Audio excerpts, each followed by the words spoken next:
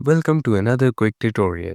In this video, you will find out how you can easily remove watermark from any image by using HitPaw. HitPaw is a website which will help you remove any watermarks from any of the images that you're having problem using. This is a way to do it. First of all, go onto your Google browser or any browser that you're using and search for HitPaw. Once you're on the main website, this is the page that you'll see.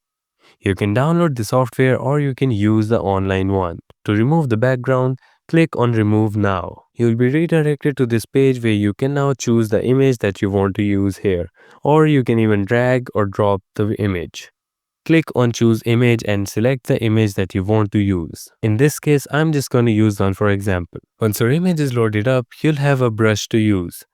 Just brush over the whole watermark that is on your picture. Once you brush it all up, click on Remove. Now as you can see, the watermark that was on your image before has now been removed. You can easily remove any watermark from any image this way. But as you can see, there is a watermark of HitPaw now on your image.